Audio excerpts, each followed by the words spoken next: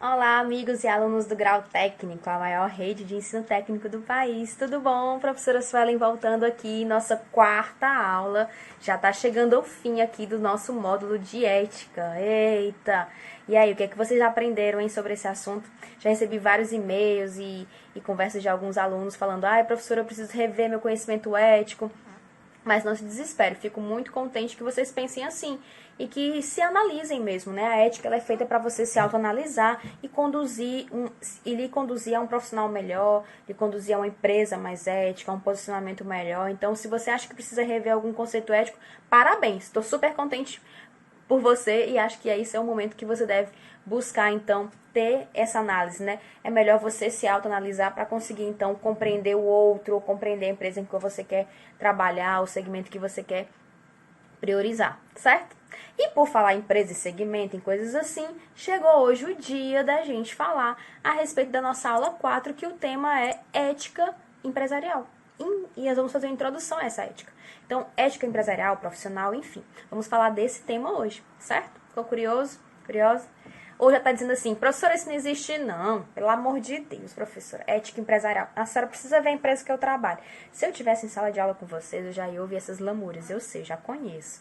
Mas, gente, é verdade. Em toda empresa que a gente vai estar, em todo local, tem pessoas éticas e não éticas. Tem empresas que fomentam um ambiente não ético. É normal. Quando eu digo é normal, não estou dizendo que acho ótimo. Estou dizendo que é o que acontece, é a realidade da vida. Mundo adulto, vida adulta, é isso mesmo. Mas cabe a você, depois da aula da professorinha aqui, se tornar uma pessoa mais ética profissionalmente falando. Não por minha causa, porque a ética precisa ser motivada pelos seus valores pessoais, não por outro. Ninguém muda ninguém. A gente muda pelo nosso interesse de melhorar e de ser alguém melhor. Mas se eu não acredito que a ética vai me ajudar a ser melhor, então não vou mudar nunca. Então, por isso, eu torço aqui, ó, torcendo para vocês se desenvolverem e analisarem mais, terem mais senso crítico e analítico sobre a ética. Então, vamos lá. Para a gente começar a falar sobre ética na empresa, eu preciso falar para vocês da conduta ética. Para que haja uma conduta ética, é preciso que exista um agente consciente. Epa, essa frase sei, mas a tia Suelen tá lembrando que essa frase parece que é questão de prova. Fica o bizu, fica a dica. Enfim, para que haja conduta ética, é sério que exista um agente consciente. Mas peraí, professora, questão de prova por quê? Porque imagina, eu só posso dizer que tu tá sendo antiético em alguma coisa se eu te disse que isso era antiético para minha empresa. Se você não é consciente de que isso é errado na empresa em que nós estamos trabalhando, como eu posso te punir por isso? Como eu posso reclamar de ti? Então, para que exista a ética, precisa ter um agente consciente. Você precisa estar consciente, ciente dos seus direitos e deveres, do comportamento que deve ter. É lógico, e tem coisas que perpassam o bom senso, obviamente, né? Mas existem outras que a empresa precisa sinalizar. Estamos falando de empresa porque o objetivo aqui é ética empresarial. Mas se fosse no ambiente, olha, na minha casa é ético você sentar e abrir geladeira, ficar à vontade, pegar um copo d'água. Talvez na casa do outro não seja nada ético você chegar lá abrindo a geladeira. Eu, pelo menos, ia odiar, tá, gente? Que você chegasse fazendo toda essa intimidade. Peraí, vamos criar pelo menos um ambiente aqui e eu te dizer, olha, vai lá na geladeira e abre. Mas, enfim, e você precisa saber como é o comportamento. E você vê isso por estudar o ambiente, mas também por ser informado. Então, concluindo o raciocínio, para que haja conduta ética, é preciso que exista um agente consciente, isto é, aquele que conhece a diferença entre o bem e o mal, entre o certo e o errado, entre o permitido e o proibido, entre a virtude e o vício. Em outras palavras, ter uma conduta ética nada mais é do que simplesmente agir direito, sem prejudicar os outros, proceder da maneira adequada. Dentro das nossas profissões, nós temos um código de ética, todas as profissões têm. E por falar em profissão, do latim, professio ou professionis, né? É o ato de professar. Então, é a modalidade de trabalho habitual e especializada de uma pessoa. Isso é profissão. Isso é profissionalismo. Às vezes a gente diz assim, como um elogio, né? Fulano agiu com tanto profissionalismo. Tudo bem, eu aceito o elogio, mas profissionalismo é o exercício de uma profissão. Quer dizer que aquela pessoa ela agiu dentro do procedimento técnico segundo as exigências da excelência de uma profissão. Isso era para ser natural? Não era para ser elogio. Isso era para ser algo básico. Então, quando alguém é profissional, ela está atendendo as especificações técnicas segundo o padrão de excelência que se exige para aquela profissão. Aí se pergunta, será que a minha empresa que eu trabalho, ou o setor que eu estou dirigindo, sendo responsável no hospital, na empresa, enfim, onde você trabalhar, ele é ético? Algumas perguntinhas podem ajudar nessa resposta. Tenho muito medo do que vocês vão falar depois que fizerem essas perguntas para si próprio e para o setor de vocês. Mas vamos lá. Por exemplo, a ética na empresa ou no setor que eu trabalho, ela supera interesses na relação com clientes, fornecedores e concorrentes? A privacidade de telefonemas e e-mails é respeitada? Entenda, se você utiliza o telefone da empresa ou o e-mail da empresa, a empresa tem total direito de buscar informações nesses meios porque é dela. Isso é lei. Mas, quando eu digo que ela é respeitada, é quando você está aqui usando o seu computador e não está 24 horas vigiado em tudo que você fala e escreve, porque como se você fosse um criminoso. Então, será que aquela informação não é vazada? É isso que a gente está querendo colocar aqui, né? Então, cuidado.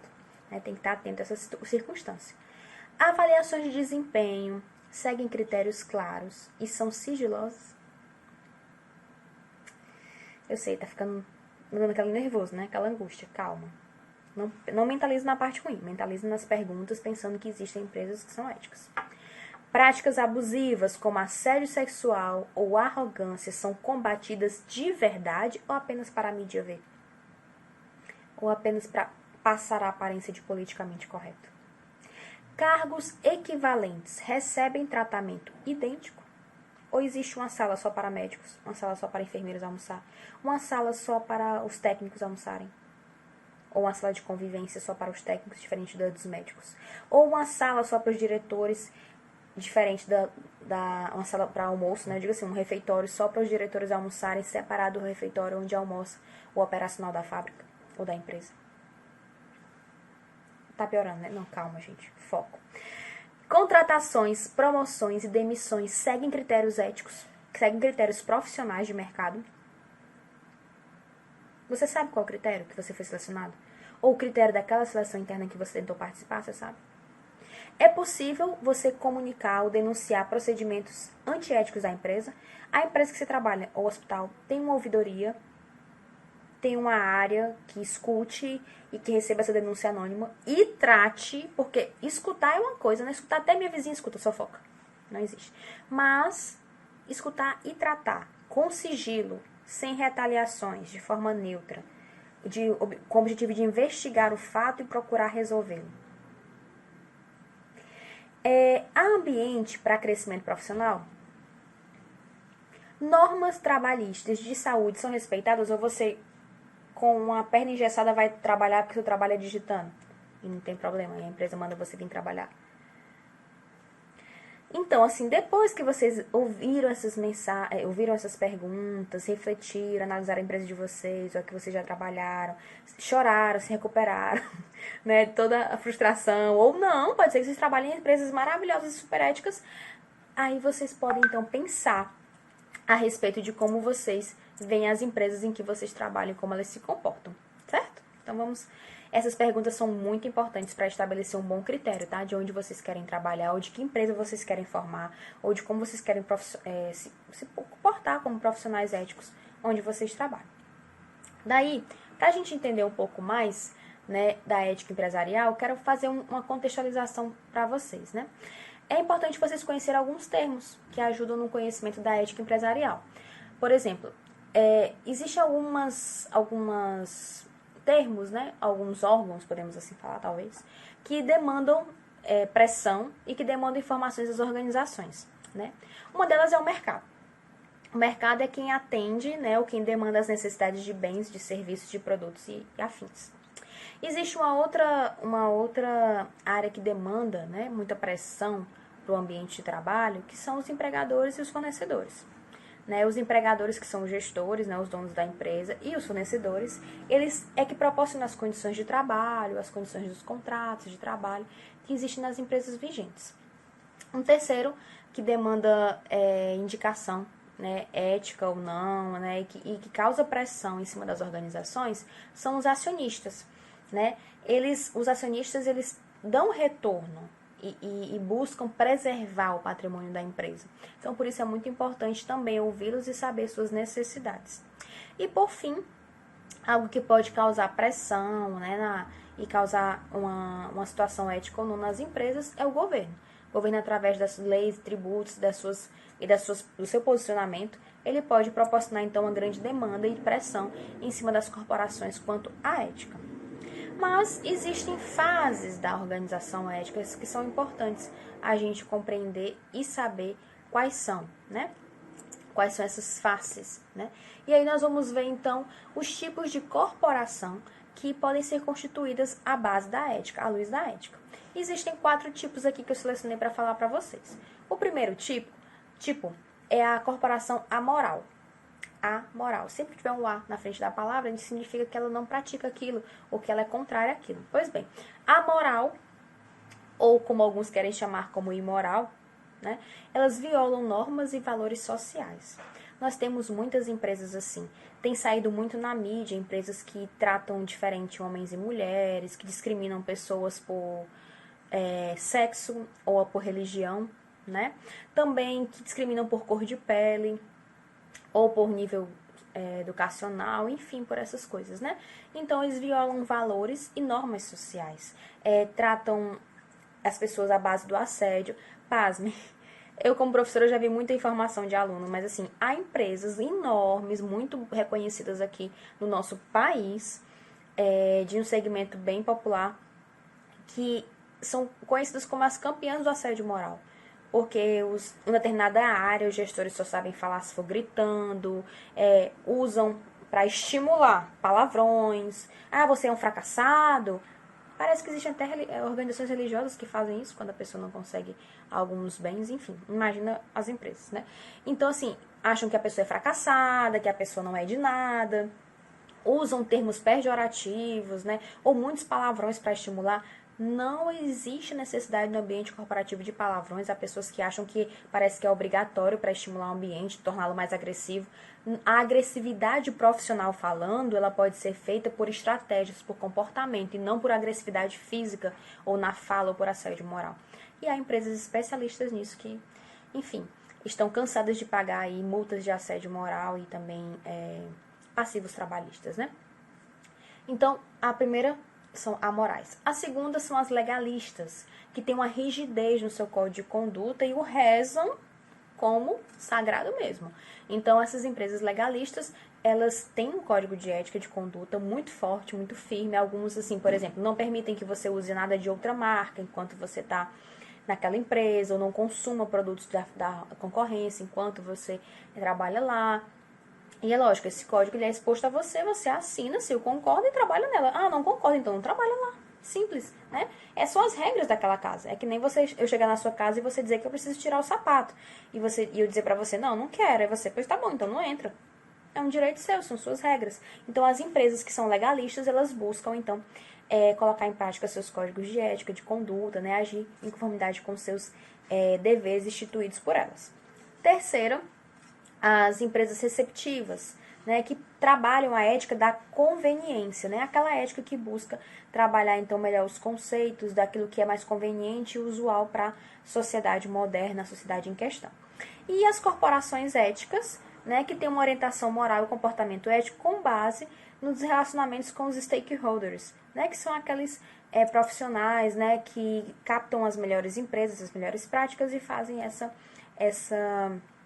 repasse, né, do que é praticado nas maiores corporações do mundo todo, ok? Agora, qual é o conceito da ética empresarial, já que é um tema da nossa aula de hoje? Bem, ética empresarial a gente pode dar como conceito que é quando é o comportamento da empresa, entendida como lucrativa, quando ela age em conformidade com princípios morais. Me perdoem aqui o ano novo, eu estou gravando aula para vocês e as pessoas querem explodir fogos, acho que gostaram da disciplina. Mas, continuando. É o comportamento da empresa entendida como lucrativa quando age na conformidade com os princípios morais e regras do bem proceder aceitas pela coletividade. Entendi nada, Suelen. Tudo bem, eu também não. Mas é só para explicar para vocês que a ética, né, empresarial, segundo os conceitos dos acadêmicos, é quando a empresa, mesmo para conceber lucros, mesmo para conceber recursos, para trazer sustentabilidade, ela não viola as leis do país ou as leis por ela impostas, por elas existentes. Então, a ética empresarial é quando a gente pratica isso. Ela age de acordo com o proceder moral e as regras práticas para a coletividade. Ou seja, onde o coletivo que participa ali se sai beneficiado pela empresa, né, ou pela aplicação daquelas regras que ele mesmo impôs. A ética e a competência profissional andam de mãos dadas, são aliados, né? Roland Barthes, que é um dos escritores famosos, né, que nós usamos no estudo da ética, ele é escritor, ele é sociólogo, né, e é um crítico literário, além de filósofo. Ele disse que um profissional de talento é aquele que soma 2 pontos de esforço, 3 pontos de talento, mais 5 pontos de caráter. Isso mesmo. Um profissional ético ou um profissional de talento, para ele é isso. O esforço é importante, o talento é importante, mas o caráter, ele soma 5 pontos, ele soma a mesma quantidade dos outros 2 juntos. Por quê? Porque é muito bom a gente ter na nossa equipe um profissional que a gente pode confiar, um profissional que tem caráter com respeito ao profissional que ele é. Se a vida pessoal dele, ele age com ausência de caráter, isso é uma questão que é particular. Mas na vida profissional, sim, aspectos, né, da sua profissão, ele procura zelar, honrar o juramento que fez a sua profissão. É muito bacana quando a gente tem um profissional assim, porque a gente consegue entregar o serviço a ele. Os pacientes, os clientes se sentem à vontade com aquele profissional, porque entendem que ele vai agir de forma ética. Visto que a pontuação máxima, né, que Roland Barthes deu para o caráter foi maior para ele do que para as outras, né, isso mostra que o perfil dos profissionais exigido pelas empresas hoje não está centrado só nas suas capacidades técnicas apenas, né, ele precisa ser um ser ético. Além de professora, sou palestrante, sou gestora de pessoas, sou consultora empresarial e faço recrutamento e seleção de pessoas, sim. E eu garanto a vocês que as atividades comportamentais, o comportamento, ele supera qualquer habilidade técnica. A habilidade técnica é necessária, é muito importante. Vocês estão aqui num curso técnico para aprender habilidades técnicas, mas a qualquer hora vocês podem fazer um curso e aprendê-las. Ou a empresa pode pagar um curso para você aprender. A prática te dá isso também. Mas habilidades comportamentais, como o caráter, como a ética, como a moral, você só aprende, só desenvolve, só coloca em prática se quiser. A empresa não pode pagar um curso para te tornar uma pessoa de moral, para te tornar uma pessoa de caráter, uma pessoa ética. A empresa não consegue te pagar um curso para isso. É através de uma aula como essa, conhecendo o assunto, você reflete, analisa e coloca em prática para si e se torna uma pessoa melhor. Então, por isso que as características éticas são bem louváveis e apreciadas no processo seletivo e servem até de critério de desempate. Então, fiquem atentos. Bem, para ajudar vocês a refletir sobre a concepção do que é ético ou não, eu trouxe para vocês um poema, né, que ele ajuda a gente a refletir sobre a ética profissional. Esse poema ele diz assim, ó, vejam aí na tela. Vigie seus pensamentos e eles tornarão palavras. Vigie as suas palavras e elas tornarão ações. Vigie as suas ações e elas tornarão hábitos. Vigie os seus hábitos e eles formam o seu caráter. Vigie o seu caráter e ele se torna o seu destino. O que é que esse conceito, o que é que essa informação ou esse poeminha, né, ético, ele quis mostrar para vocês? É que quando nós vigiamos os pensamentos, é uma série de... A ética ela não surge assim, ó, do nada. É uma série. Ninguém nasce matando, ninguém nasce roubando, ninguém nasce ladrão. É um desenvolvimento ou não de uma habilidade. Então, se você vigiou, teve um pensamento errado com respeito à atitude, com respeito profissional, você tem que vigiar, porque senão vai se tornar uma palavra. Você vai escrever ou falar isso para alguém. Ai, não vigiou, falou para alguém, escreveu? Cuidado, você vai começar a praticar. Praticou, não cuidou, fez uma vez, deu certo? Vai fazer várias, vai se tornar um hábito. Não cuidou, se tornou um hábito, elas começam a moldar o seu caráter e você começa a ser conhecido por isso. E aí é que vem a história do seu destino, né? Que você, por ser conhecido por isso, o que você vai colher é o fruto dessa conduta antiética. Ou da conduta bacana ética que você fez por vigiar suas palavras, ações, pensamentos, como o poema sugeriu. A ética profissional, ela é um conjunto dos princípios morais fundamentais de certo ou errado e é a maneira pela qual o ser humano ele se conduz no desempenho das suas funções, obedecendo assim aos princípios que regem a moral, o respeito, o conhecimento, o sigilo profissional, o relacionamento e a caridade humana. Muitos autores eles definem ética profissional como sendo um conjunto de normas de conduta que deverão ser postas em prática no exercício da profissão. Ótima questão de prova. E é isso mesmo. A ética profissional é justamente o conjunto de normas de conduta que deverão ser, até no slide quando vocês forem olhar o material anexo, tá bem destacadozinho lá para vocês já ficarem ligados, que devem ser postas em prática no exercício da sua profissão. É uma ação reguladora da ética que age no desempenho das profissões, fazendo com que o profissional ele respeite o seu semelhante quando ele estiver exercendo aquela sua atividade na qual ele opera, na qual ele funciona. E a ética profissional, como eu falei para vocês no início da aula de hoje, ela atinge todas as profissões. E quando a gente fala de ética profissional, é lógico que a gente está se referindo ao caráter normativo e até jurídico que regulamenta determinada profissão, a partir de estatutos e códigos de éticas definidos. Assim, temos, por exemplo, a ética médica, a ética do advogado, do biólogo e etc. O problema é que a gente só enxerga a ética na profissão dos outros. Um médico ele deixou de atender um profissional, uma pessoa que estava precisando de socorro. Falha, cadê a ética médica? Ou então ele revelou o laudo de um paciente para uma pessoa que não devia. Cadê a ética médica? Mas a ética está em todas as profissões. É óbvio que na área de saúde a gente precisa ter muito cuidado porque envolve vida. Mas uma decisão, uma falta de ética no direito também envolve uma vida. Alguém pode perder a vida por isso. Né? Ser preso injustamente, ou não ter a devida defesa, e por aí vai. Então, a ética está em todas as profissões, e em todas as profissões ela trata de questões que circundam a vida, aquilo que é importante. Né? As profissões, elas em geral, apresentam a ética firmada em questões muito relevantes, que ultrapassam o campo profissional em si. Que questões relevantes são essas, né, que a ética trata? Recentemente, assim, a gente vê e escuta notícias que falam sobre isso. Por exemplo, questões como aborto, pena de morte, sequestros, eutanásia, né, que é a pessoa decidir interromper a sua vida em virtude de alguma doença que está sendo acometida, ou então que ela desiste da vida porque tem uma doença grave, em estado terminal, não quer passar por certas dificuldades. Em alguns países isso é permitido. Há pessoas que viajam de um país onde não é para onde possa praticar eutanásia.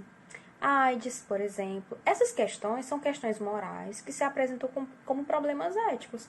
E elas pedem uma reflexão profunda, né? Que um profissional de qualquer área ele se debruce sobre elas, não só por conhecer o conceito, mas também como um filósofo da ciência ética, da profissão que ele exerce. Então, são assuntos muito particulares. Dessa forma, a reflexão ética, ela entra na moralidade de qualquer atividade humana. E a ética, sim, ela é inerente à vida humana. Sua importância é bastante evidente na vida profissional, porque cada profissional tem responsabilidades individuais e responsabilidades sociais. E envolvem pessoas, em todas elas, que se beneficiam, que são ou podem ser prejudicadas. Ainda na ética profissional, ela pode ser dividida em duas situações, entre o fazer ético e o agir ético. O que é que isso significa? Bem, é indispensável que o profissional conheça isso, tá? Então, o fazer ético é questão importante também para vocês analisarem numa avaliação futura, diz respeito à competência, a eficiência que todo profissional deve possuir para exercer bem a sua profissão. Isso é o fazer ético. Então, a competência profissional para exercer a profissão. Já o agir ético se refere à conduta profissional, ao conjunto de atitudes que a pessoa deve assumir no desempenho da sua profissão. Então, o fazer tem a ver com a competência profissional e a eficiência. E já o agir tem a ver com a conduta, ao comportamento profissional. Agora, pare e pense. Analise você mesmo, né? Enquanto profissional, você sabe qual é de fato a sua função? Qual é a sua contribuição para a sociedade? Você tem consciência de quais competências lhe são exigidas ou que o público que você assiste, atende, fornece, espera de você? O que seus pacientes esperam de você? O que é que seus acionistas esperam de você? Seus clientes esperam? Então, procure saber disso, né? Tem consciência de quais competências lhe são exigidas?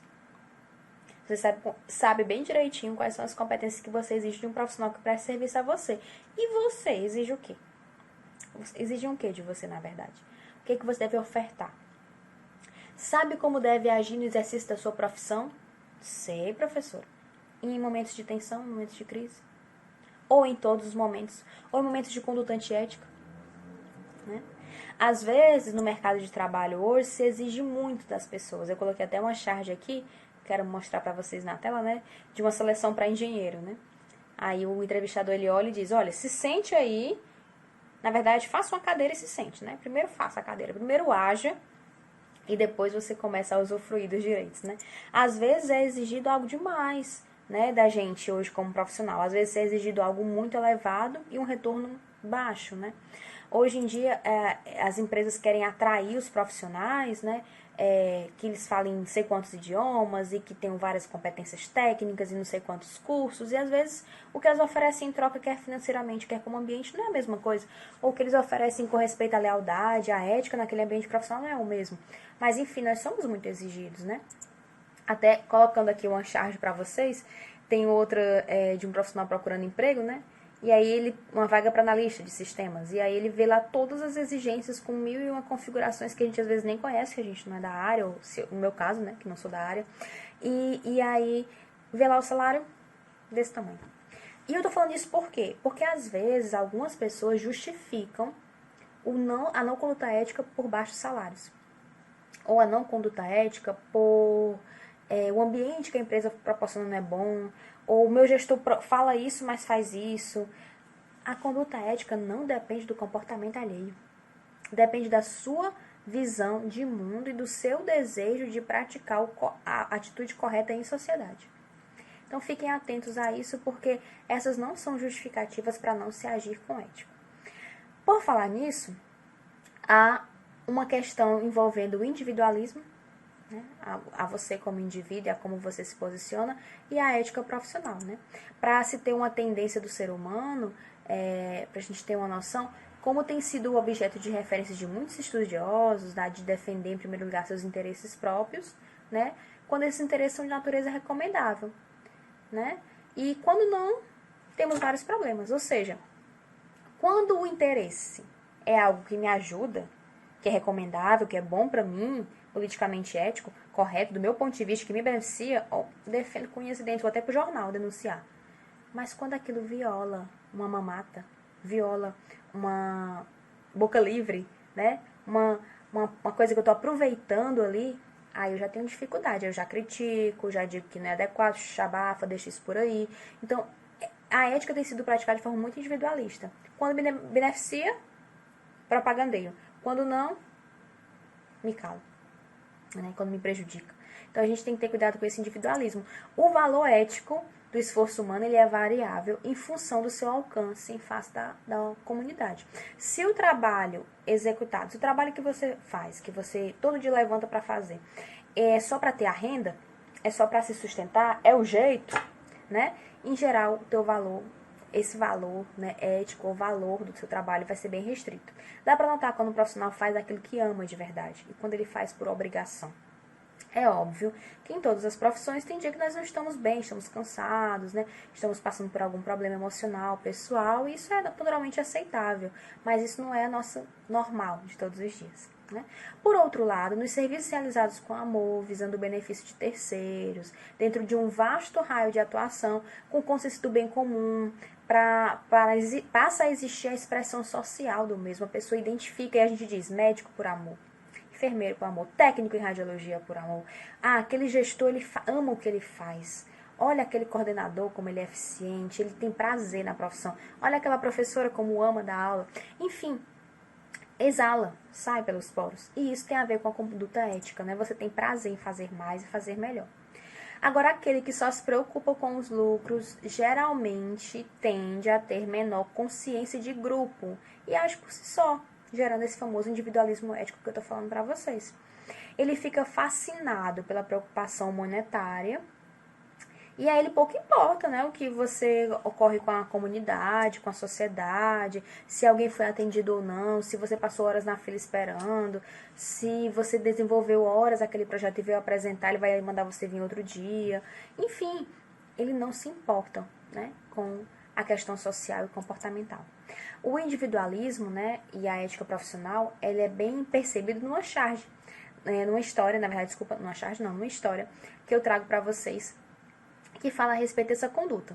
Essa história, ela conta que um sábio, ele procurava encontrar um profissional que fosse pleno, completo, integral, no sentido da palavra, em relação ao seu trabalho, em relação às normas éticas. E que trabalhasse realmente por amor à sua profissão. Então, ele entrou numa obra e começou a indagar, a fazer perguntas, né? Ele chegou e perguntou, olha, chegou no primeiro operário que viu e disse assim, o que você está fazendo aqui? O que você está fazendo nessa obra? Aí o primeiro funcionário respondeu, olha, eu tô fazendo aqui a minha parte, né, pra ganhar meu salário. Tô garantindo aqui o meu, né, garantindo aqui o pão. Ah, tá certo. Segundo, ele perguntou de novo, né, e aí, o que você tá fazendo aqui? Ah, eu tô passando meu tempo, né, porque eu tava sem emprego e aí consegui essa oportunidade, tô vendendo o que vai dar, né, tô garantindo aqui, gastando meu tempo aqui, né, ocupando meu tempo com essa atividade. Certo, ok. E chegou, finalmente, a uma terceira pessoa, na qual ele fez a mesma pergunta, o que você está fazendo aqui? E ele respondeu, eu estou construindo um prédio muito importante para a minha cidade, que vai torná-la destacada no cenário nacional. Não precisa terminar, né? Vocês já conseguiram perceber. Quem realmente é um profissional integral, quem vê além do óbvio, que enxerga através daquela imagem operacional básica, que tem visão sistêmica, visão do todo. Vocês conseguiram, né, perceber? Será que vocês são como, né, esse profissional? Será que vocês se assemelham ao terceiro, ao segundo ou ao primeiro que respondeu? É uma boa análise. Analise vocês primeiro para depois analisar. Ah, o meu gestor ele parece o primeiro. Não, o meu gestor parece o segundo. Ah, a minha equipe parece muito com Antes de analisar esses outros, seus colegas de trabalho, a sua equipe, seu gestor, analise primeiro qual desses três profissionais você é. Mas seja sincero. E assim, você vai ver que a esse último que o sábio perguntou, foi atribuída a ele a capacidade, a qualidade de ser um ser integral em face ao trabalho, porque ele enxergou o bem comum que aquele seu trabalho profissional lhe ofertava. Ele não enxergou somente o tijolo, a massa que ele ia fazer ali para juntar aquele prédio, ele enxergou que ele ia oportunizar. Então, com o número dos que trabalham visando primordialmente o rendimento, é grande as classes que procuram se defender, zelando, né, para que uma luta não ocorra na disputa de serviços. Isso porque se a gente prostituir a nossa profissão, torná-la inferior, torná-la marginalizada, muitos vão ficar vulneráveis a esse individualismo, né? A consciência de grupo tem sido cada vez mais difícil nos tempos atuais. Então, quase sempre tem surgido mais interesses no individualismo do que no altruísmo, que é colocar os interesses do outro à frente dos seus. Isso porque, diante da liberdade de trabalho, se não se regular a conduta, o indivíduo ele pode primar pelo individualismo e transformar a vida dos profissionais em uma recíproca de agressão. Isso é fato. Né? Então, tal luta, né, por esse individualismo ético ser contido e se dar a oportunidade para o altruísmo, para a liberalidade, né? Ela quase se processa através do aviltamento de preços, de propaganda enganosa, calúnias, difamações, tramas, tudo na ânsia de ganhar mercado e subtrair uma clientela e uma oportunidade do colega, reduzindo assim a sua concorrência, pensando somente no individualismo, não pensando que a sua prática ela volta para você mais na frente. Aquilo que você planta realmente você colhe, né? Então, da mesma forma, no caso para maiores lucros, né, pode estar o indivíduo tentando sucumbir a práticas viciosas, mas que são rentáveis. E é aí que muitas pessoas enquadram os políticos. Ao invés de pensar no bem-estar comum, no coletivismo, muitos pensam só no como prestigiar sua família, sua cidade, seus bens, seu bolso, sem pensar no retorno daquilo, que podem ser descobertos, caçados, presos. Podem ser descobertos, né, caçados, presos, e assim, como eu falei anteriormente, receberem as punições ou a continuação, o resultado da sua prática. Lembra do poema? O resultado, né, o seu destino, da sua prática, do seu cotidiano. Então, em nome dessas ambições, né, pode ser praticadas também quebras de sigilo, ameaças de revelação de segredos dos negócios, simulação de pagamentos de impostos não recolhidos. E para dar espaço a essas ambições de poder, podem ser também feitos tramas contra instituições de classe, denúncias falsas pela imprensa e as fake news. Quanto nós conhecemos disso e falamos recentemente aí na mídia, né? Tanto para ganhar eleições, para atacar empresas, atacar nome de líderes importantes para ganhar prestígio, por aí vai. Então, o individualismo e a ética profissional é algo que nós devemos refletir. E a tutela do trabalho, ela se processa através de conselhos profissionais e agremiações de classe. Por exemplo, existe o conselho de contabilidade, existe o conselho de enfermagem, o conselho de administração, existe o conselho que regulamenta as práticas éticas de cada profissão. Então, por isso é muito importante a gente pensar que esse egoísmo desenfreado de poucos pode atingir um número tão expressivo de pessoas e até através dela influenciar o destino das nações, partindo assim para a ausência de uma conduta virtuosa pelas minorias poderosas, preocupadas apenas no seu próprio lucro. A gente sabe, né, que a conduta do ser humano ela pode tender para o egoísmo, mas para os interesses de uma classe, de toda a sociedade, é preciso que se acomode às normas, porque elas devem estar apoiadas em princípios de virtude. Como as atitudes virtuosas podem garantir o bem comum, a ética tem sido o caminho justo, o caminho adequado para o benefício geral. Por isso que nós estudamos aqui a ética, nessa disciplina e em tantas outras também estudada. As empresas têm procurado se respaldar para contribuir para essa ausência de individualismo e a busca pelo coletivismo através de códigos de ética. O que é um código de ética? Bem, um código de ética é um instrumento que busca a realização dos princípios, visão e missão da empresa. E ele serve para orientar as ações dos seus colaboradores e também explicitar qual é a postura social que a empresa quer que você adote. Por isso que eu falei que para existir ética precisa ter um agente consciente. Por isso que para conscientizar precisa ter o código de ética. Pode ser uma folha, várias, uma apostila, pode ser um livrinho, enfim. A empresa vai ofertar isso para você até, por exemplo, digitalmente, eletronicamente. E é de máxima importância que o seu conteúdo ele seja refletido nas atitudes das pessoas que dirigem a empresa e que também encontre respaldo na alta direção, na alta administração, que tanto ela, a alta administração, como o último funcionário precisam ter a mesma responsabilidade, a mesma ética. E o código de ética profissional, ele é uma espécie de contrato. Isso falamos do código de ética da empresa, né? E o código de ética da profissão, ele é uma espécie de contrato da classe, onde os órgãos de fiscalização do exercício da profissão procuram fazer com que os profissionais coloquem em prática para controlar realmente a conduta deles. E cabe, então, a esses órgãos, né, fiscalizar, acompanhar e realmente avaliar o atendimento dessas condutas, né? E para conduzir a sua profissão dentro de um código de ética legal, cria-se a necessidade de uma mentalidade ética e de uma educação pertinente que conduza à vontade de agir de acordo com esse código estabelecido. Essa disciplina da atividade, da profissão, ela é antiga e ela já é encontrada em provas históricas remotas, que é uma tendência nas comunidades. Toda a comunidade social sempre teve um código de ética. A comunidade da qual você pertence, enfermeiro, médico, técnico de radiologia, administrador, gestor, profissional de logística, de recursos humanos, não importa, você está aqui, todas as profissões têm o seu código de ética, código da profissão pré-estabelecido.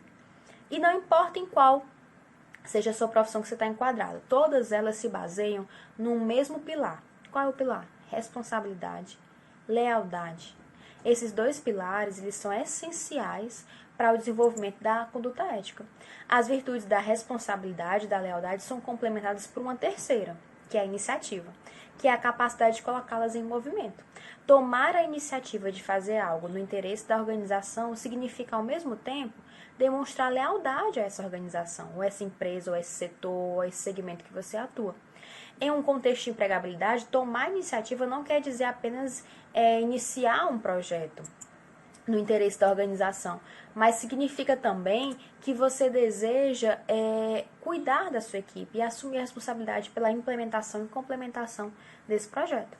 Então, a ética nas empresas, o código de ética na sua profissão, ele deve ser pautado na responsabilidade, na lealdade, na iniciativa de cumprir. Não esqueça disso. Eita, meus lindos, tinha muito conteúdo hoje, hein? Mas eu espero que vocês possam tirar bastante proveito do que a gente comentou aqui, façam as reflexões nas perguntinhas, porque na próxima aula é a nossa quinta aula. Isso quer dizer que acabou, né? Mas, antes da prova, temos um resuminho e as instruções de prova também. Vou gravar o vídeo mostrando pra vocês a nossa próxima aula e também falando um pouquinho sobre um overview geral para dar aquela revisão bacana, né, de conteúdo, para que vocês possam entender melhor como aplicar na atividade prática de vocês, tá bom? Um grande abraço, beijo grande e a gente se encontra na quinta e última aula. Até mais. Tchau, tchau.